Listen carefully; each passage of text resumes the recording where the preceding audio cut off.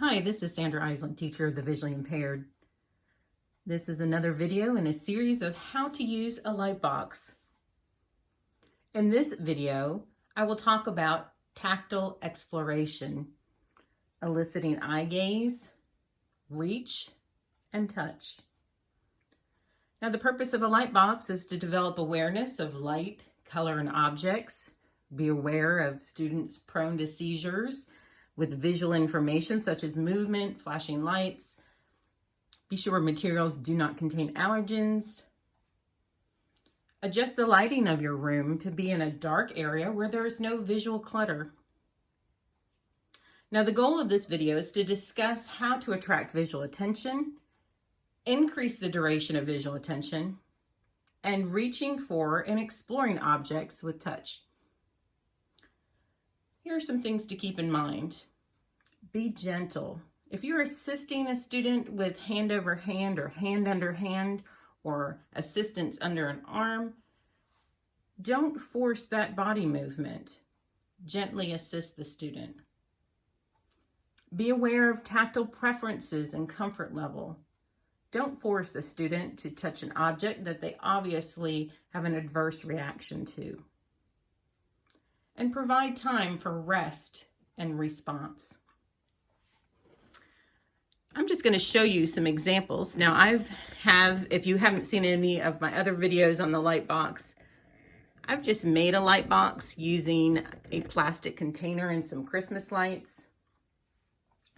It is a time when virtual learning is happening. I don't have access to an actual light box, so I'm making do with this.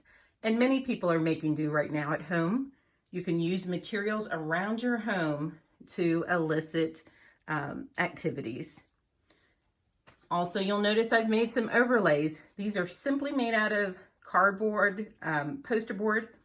You can use construction paper, anything, fabric, anything around your home to block out areas of light and help focus light.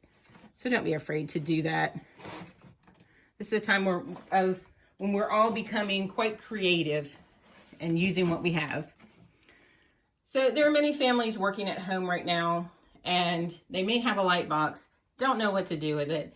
And this is the purpose of these videos, just showing you some ideas of some things you could be doing for students who need to increase their use of their vision. Now, as we move forward, we're getting a student to look at items. Notice I've blocked out an item. And I might give the student time to, find the red ball, look at the ball. Now I may assist the student to work on reaching and touching. Now this could be several ways. I might just put my hand under the student's wrist and guide it to touch. A student may need more support under the arm, the forearm. And some students may need more of a hand over hand approach where I'm gently taking the hand to touch. Again, be aware of the student's mobility, their comfort level. Don't be forceful, just be gentle. Take time, observe the student. Now, why are we doing this? Well, the goal is to, once you've engaged the vision, to now engage the visual reach aspect. For example, eventually you'll want a student possibly to reach for and pick up a cup or reach for and pick up a spoon during a feeding activity. So those are the skills we're kind of working towards right now.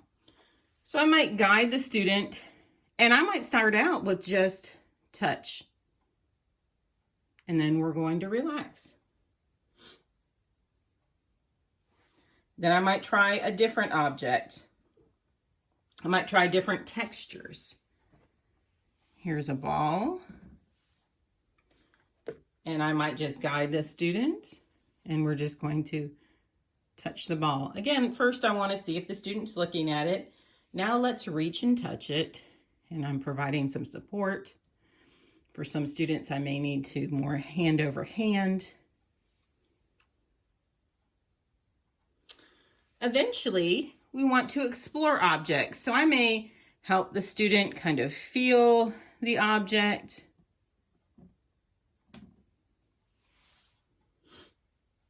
With this red ball. This is kind of a squishy ball, so I may just help them feel and explore.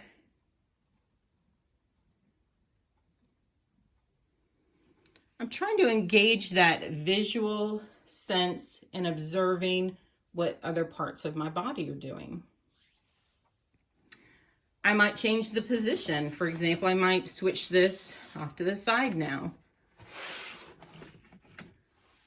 and put the item. Give the student time to visually engage with the item. And then I may assist them in reaching for and touching and exploring that item. Again, don't just grab the student's hand. Make sure you're giving some cues. You know, let's touch the ball. Let's reach the ball. Whatever verbiage that you want to use consistently, so the student knows, okay, now you're going to be assisting and helping me to manipulate this object. And again, I might do some support under the wrist, maybe enough, under the arm, and go to that item. And then I might give some cue. Let's squish the ball. And observe, is the student visually looking at that item? Now you could do this with a host of items. I've shown some of these items in other videos, and there are different ways to use them. Yeah, I might have this pom-pom here, and I may have used some motion to get the student to engage. And now let's reach for the pom-pom. And let's explore it and touch it.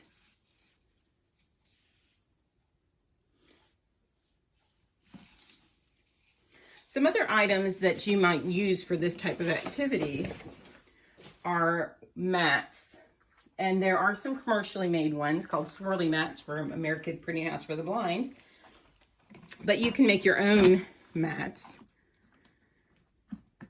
This could be put on a light box just for a student to observe for a little while. Does that engage attention? I may put some overlays, help block out some area. Ooh, does the student look at it then? Does that help focus the area? But since we're focusing here on tactile exploration,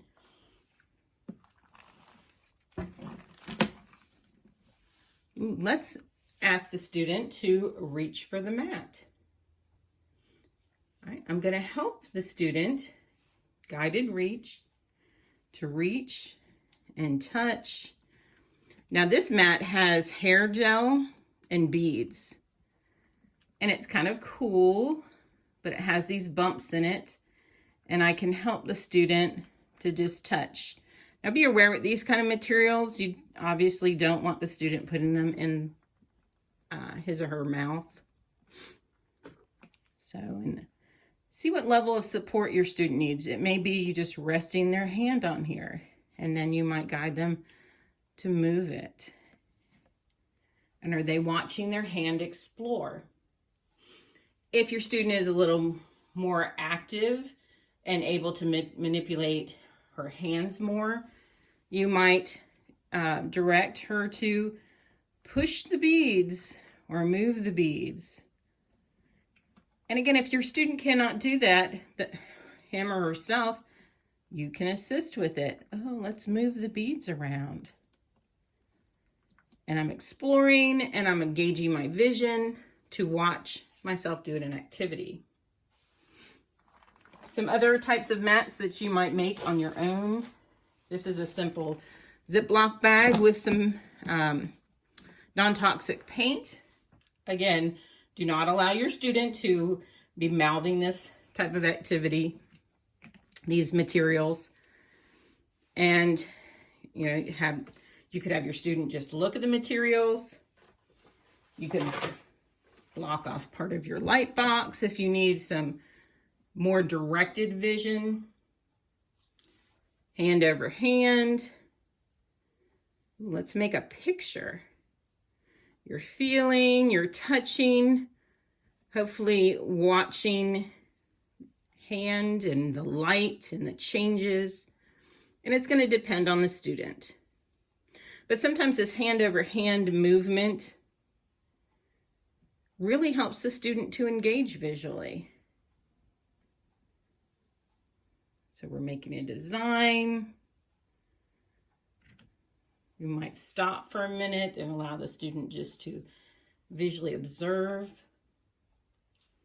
I might change the position. Approach from the other side. Do similar hand over hand. I have another one. Again, red and yellow tend to be preferred colors, but your student may have other colors. So you may try a vast amount of materials. So here's a yellow mat. I might block off more of the area so I'm really focused. Try and encourage the student to visually engage. Now we're going to use hand over hand or some type of assistance. Let us reach for this object. Let's paint. We're going to paint. We're going to make shapes. Ooh, do you feel that paint? And, talk to your student. Explain what you're doing. So this is a fun activity because the visual area changes as you're making. You can make shapes, you can draw. It depends what level your student is at, what goals you might be working on. You might be talking about colors. Now we are going to manipulate the yellow mat. Let's touch the yellow. So many things that you can do to visually engage and also tactily engage the student. Again, we're working towards later skills such as reaching for objects, to explore objects, to pick up objects. I have some other items. I have this ball here. It's very tactile and fun. So it would be another type of activity to put on there and have the student then touch and explore. And your tray could be, the box could be flat on a table like this. It might be on the student's standard tray or wheelchair tray. It could be, the student could be sidelining and you have the box propped up and you're working on some reach with a preferred arm. So there's so many different activities you can do. Just a couple more ideas. You can put beads on there and have the student explore those and assist the student to explore those, or maybe the student can independently explore them. Now I might put them up here. Can you find the beads? I might just have red beads on here. Can you find the red beads? Depending what your goal is. And let me show you two more. Again, the options are just endless as far as positioning and the types of objects you can use. I might have this and have the student look for the item. Now we're going to explore the tactile nature of it, just touching, exploring, reaching, visually engaging while reaching. And you might have some items like this. It's kind of like a foam. I've got another one that's pink, and you might practice pressing and touching. And now I might put it over, move my overlays and change the position and put it here. And if the student can independently have him reach for it and touch it, if not, provide that guided assistance and explore. So this video was just to give you some ideas on how to help the student engage vision and using the light box for some tactile exploration and some reaching activities. I appreciate you taking the time to watch.